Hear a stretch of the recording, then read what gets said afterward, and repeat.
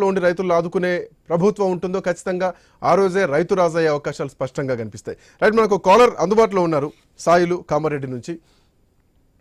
Soil గారు నమస్కారం sir. Yeah నమస్తే, ఎక్కడి నుంచి మాట్లాడుతున్నారు? ఎక్కడి నుంచి మాట్లాడుతున్నారు సార్? నాది నిజామాబాద్ కామారెడ్డి జిల్లా గాంధారి మండలం. నా పేరు బోరంజ సాయిలు. చెప్పండి సాయిల్ గారు, ఏం మాట్లాడదాం అనుకుంటున్నారు? నేను ఒక రైతు కుటుంబానికి చెందిన వ్యక్తిని. నాకు ఒక 5 ఎకరాల భూమి ఉంది సార్. కేసీఆర్ ప్రభుత్వంలో ఒక నెల రోజుల ముందు యాసంగి గాని వర్షాకాల పంటకు గాని ఒక నెల రోజుల ముందే మాకు విత్తనాలకు గాని ఆర్థిక సహాయం చేసేవాడు. నెల గడిచినా గాని డిసెంబర్ 9 తారీఖు నాడు రైతు బంధు వేస్తామని చెప్పారు. ఈ పార్టీ కూడా వల్లేదు.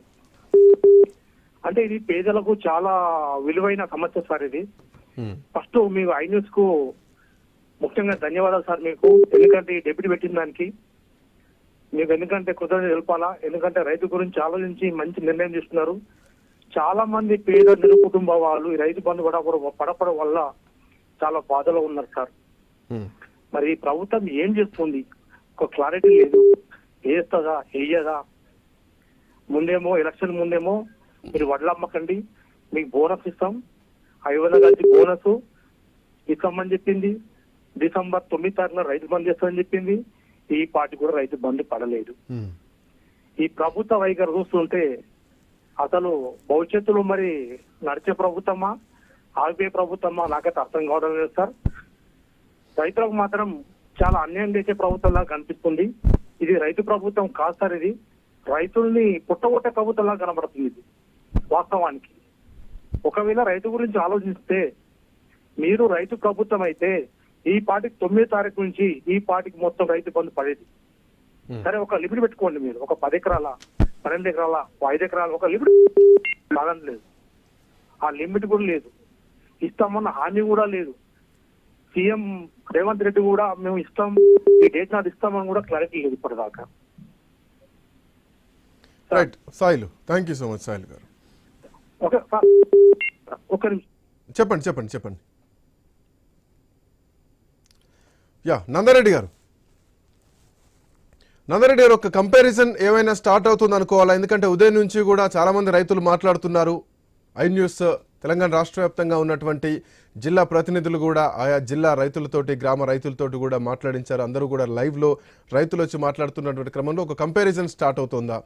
ఇప్పటికే రైతు బంధు విషయంలోనే దఫదఫాలుగా వేసుకుంటూ వెళ్తే గనక భవిష్యత్తులో పరిస్థితి ఏంటి అన్న క్వశ్చన్ నెల రోజుల పాలనలో మొదటి ప్రశ్న రైతుల నుంచి వినిపిస్తోంది. సో భవిష్యత్తులో ఎట్లా ఉండే అవకాశాలు ఉంటాయి? గతంలో అంటే కరెంటు విషయంలో కూడా చాలా చర్చలు జరగడం జరిగింది, 24 గంటల కరెంటు విషయంలో. సో ఈ అంశంలో కూడా ఏమైనా మళ్ళీ డౌట్లు ఏమైనా వచ్చే అవకాశాలు ఉన్నాయా అనేది ప్రతిదీ కూడా ఒక అంటే డౌట్ఫుల్గా మాత్రం ఖచ్చితంగా అనిపిస్తోంది.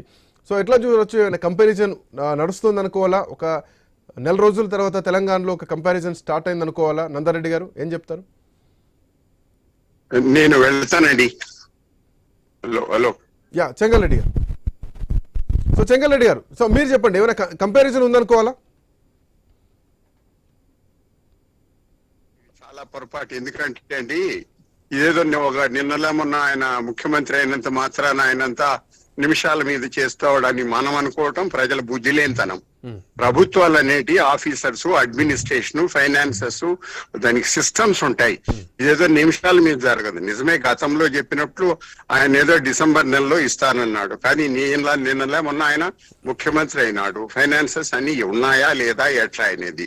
రెండోది వాళ్ళు పాలసీ పరంగా కూడా ఏదో పెద్ద రైతులు చిన్న రైతులు అనేటువంటి ఒక మాట అన్నారు. మరి దాని గురించి వాళ్ళు కేబినెట్ లో చర్చించుకోవాలా?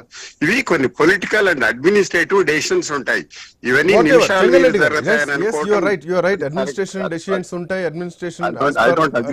వెళ్తా ఉంటుంది. బట్ ఇక్కడ ఒక క్లారిటీ, ప్రజల క్లారిటీ ఇవ్వాల్సిన అవసరం, ప్రజలకు క్లారిటీ రావాల్సిన అవసరం ఉంటుంది. ప్రజల్ని అంటే బుద్ధి లేనితనంగా మీరు చూస్తున్నారేమో, బట్ ప్రజలకు క్లారిటీ ఇవ్వాల్సిన అవసరం ప్రభుత్వాలకు కూడా ఉంది. What you say about this? ఎట్లా క్లారిటీ ఇస్తారండి? ఇప్పుడు ఎలక్షన్ లో వాళ్ళు ఒక పార్టీ కొన్ని మాటలు చెప్తారు, అది నిమిషాల మీద అవుతుందని ప్రజలు మాత్రం ఎట్లా అనుకుంటారు? ఇప్పుడు వాళ్ళు అదేదో ఆడవాళ్ళకి ఫ్రీగా అన్నాడు, సరే అది వెంటనే జరిగే విషయము. ఇప్పుడు తర్వాత ఇంకేదో స్కాలర్షిప్స్ ఇస్తా అన్నాడు. ప్రతి ఒక్కరు ఇప్పుడు ఇంతకు ముందు కేసీఆర్ గారు 9 సంవత్సరాలు ఉన్నారు. 9 సంవత్సరాలు సిస్టమేటిక్ గా చేయటం వల్ల ఆయన ప్రాజెక్టులు కట్టాడు, ఫ్రీ కరెంట్ ఇచ్చాడు, క్యాష్ ఇచ్చాడు. అదంతా ఇట్స్ ఆల్ లాంగ్ టర్మ్. మరి ప్రజలు నిమిషాల మీద మీరు పార్టీ మారుతానిటే అవుతుంది అనుకుంటే అది ప్రజలుగా మనము ఆలోచించకూడదు. మనం వెయిట్ చేయాలి, 2 రోజులు ఇవ్వండి. మంచుకో చెడ్డకో మీరంతా అందరూ కలిసి ఎన్నుకున్నారు. అది ఏంటి 40 మంది అపోజిషన్, 60 మంది రూలింగ్ అనుకున్నారు. రూలింగ్ వాళ్ళు వచ్చారు అధికారంలోకి. వాళ్ళ కొంతకాలం టైం ఇచ్చి వాళ్ళు ఎప్పుడు చేస్తారనేది, ఇది నిమిషాల మీద దిగటం పోవటం అనేది అది ప్రాక్టికల్ గా అది అనుకోవచ్చు. మనకు ఆశలు ఉంటాయి, బీద వాళ్ళ కష్టాలు ఉంటాయి కాదని. కానీ బట్ ప్రభుత్వాలు అనేటి ఇట్లా నిమిషాల మీద గంటల మీద పనిచేయవు. అటువంటి ఆశలు ప్రజలు, రైతులు కూడా కొంచెం నిదానంగా వెయిట్ చేయండి. మీరు ఒక 1-2 నెలలు వెయిట్ చేయండి. లేదు ఈ సీజన్ 1-2 నెలలు అంటే మీరు అన్నట్టు పేద రైతులే ఉంటారు. ఎకరం 2 ఎకరాలు 3 ఎకరాల లోపే ఉంటారు. వీళ్ళందరికీ పడే రైతు బంధు చాలా ఇంపార్టెంట్. కూలీలకు కానీ, లేదంటే పెట్టుబడులకు కానీ, ఇంకేమైనా యూరియాలకు కానీ, రసాయనాలకు కానీ, ఇవన్నీ పెట్టుబడులు 2 నెలలు 3 నెలలు అంటే వీటికి రైతు బంధు విషయంలో 2-3 నెలలు వెయిట్ చేయాల్సినటువంటి అవసరం వస్తే 6 గ్యారెంటీల విషయంలో ఇంకెన్ని నెలలు వెయిట్ చేయాలన్నదే ప్రధానంగా తెలంగాణలో వినిపిస్తున్నటువంటి ప్రశ్న. వాళ్ళ అందరూ తెలంగాణ కాదు, ఆంధ్ర కాదు, దేశమంతా కూడా రైతులు నిరంతరం ఇది వస్తుందా అది వస్తుందా అని ఎదురు చూస్తున్నారు. ఉద్యోగస్తులకు ఒకటే తేదీ జీతం వస్తుంది, వ్యాపారస్తులకు లాభాలు వస్తాయి. కానీ రైతులు 60 సంవత్సరాల నుంచి ప్రతి ఒక్కటి ఫ్రీగా కావాలా, రుణాలు మాఫీ కావాలని ఇంకా ఈ అడక తినే సమాచారంలో 60-70 ఏళ్ల నుంచి ఉన్నాం. అది ఎందుకంటే విధానాల లోపాలు. అది కేంద్ర ప్రభుత్వమా, కాంగ్రెస్ ప్రభుత్వమా, రాష్ట్ర ప్రభుత్వమా, బీజేపీ అనేది కాదు. మొత్తం 60-70 ఏళ్ల నుంచి రైతుల నెత్తిన అన్ని రాజకీయ పార్టీలు, అన్ని ప్రభుత్వాలు రైతుల నెత్తిన రాళ్లేశారు. రైతులు కొంత ఓపిక పట్టండి. నిజమే మీకు కష్టాలు ఉంటాయి. ఇంతకు ముందు లేదు కదా, ఇంతకు ముందు ఇయ్యలేదు, ఇప్పుడు ఇస్తున్నారు. మేబీ అంటే నేను వ్యక్తిగతంగా రైతులకు కోరేది ఏంటంటే, నిజమే మీకు ఇబ్బందులు ఉన్నాయి. గతంలో ఏం చేసేవాళ్ళము, ఈ క్యాష్ అయినప్పుడు రుణాలు తెచ్చుకునేవాళ్ళం, అప్పు తెచ్చుకునేవాళ్ళం. ఇప్పుడు చూడండి, వీళ్ళకు 2 రోజులు టైం ఇవ్వండి. నేనేదో వీళ్ళు ఉద్ధరిస్తారు చేస్తారు. గతంలో మంచి చెడ్డ నేను చెప్పటంలా, పార్టీల గురించి రాజకీయాల గురించి నేను చెప్పటంలా, కొంత ప్రాక్టికల్ గా ఆలోచన చేయటం మొదలు పెట్టాలా. అందుకని దయచేసి కొద్ది రోజులు ఓపిక పట్టండి. మరి ఇంకా ఇప్పుడు సీజన్ ఇంకో నెల ఉంది, అందువల్ల అట్లా ఓపిక పడితే మంచిది అనేది నా సలహా. థ్యాంక్స్ అండి. థ్యాంక్ యూ చెంగల్రెడ్డి గారు.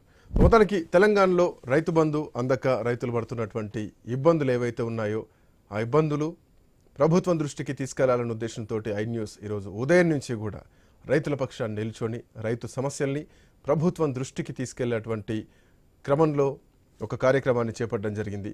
అటు రాష్ట్ర వ్యాప్తంగా ఉన్నటువంటి అన్ని జిల్లాల నుంచి రైతుల మాటలు వినిపించడం జరిగింది. కొన్ని అనుమానాలు, కొన్ని డౌట్స్ మాత్రం రైతుల నుంచి స్పష్టంగా కనిపిస్తున్నాయి. ఎకరన్నర ఉన్న వాళ్ళ రైతులే ఇప్పటి వరకు చాలామంది ఉన్నారు. చిన్న సన్నకారు రైతులు ఎక్కువ మంది ఉన్నారు. వీళ్ళందరికీ కూడా రైతు బంధు అందక ఇబ్బంది పడుతున్నటువంటి పరిస్థితి కనిపిస్తోంది.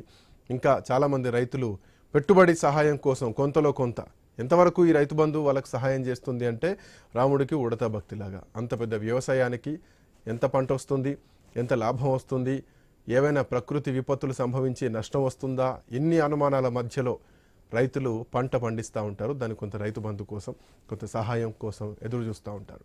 గత పాలకులు ఇచ్చినట్టుగానే ఈసారి కూడా రైతు బంధు ఇస్తారన్నటువంటి ధోరణిలో ఎదురు చూస్తున్నారు. ఇవ్వమంటూ కూడా ప్రభుత్వం ఎక్కడా చెప్పట్లేదు. బట్ కొంతవరకు జాప్యం మాత్రం జరుగుతోంది. సో ఈ జాప్యం వెనకాల చాలామంది రైతుల్లో ఆందోళన కనిపిస్తోంది. ఈ జాప్యానికి, ఆ ఆందోళనను ప్రజల్లోకి తీసుకెళ్లాలి, ప్రభుత్వం దృష్టికి తీసుకెళ్లాలి అన్నటువంటి ఒక ప్రధానమైనటువంటి ఉద్దేశంతో మాత్రమే ఐన్యూస్ ఈరోజు రైతుల పక్షాన్ని నిలబడి రైతుల గోడును ప్రభుత్వానికి, ప్రభుత్వ దృష్టికి తీసుకెళ్లే ప్రయత్నం చేయడం జరిగింది. సో ఈ కార్యక్రమంలో, ఈ ప్రత్యేకమైనటువంటి చర్చా కార్యక్రమంలో పాల్గొన్నటువంటి ఐన్యూస్ స్టూడియోకి కాల్ చేసినటువంటి తెలంగాణ అన్ని జిల్లాల నుంచి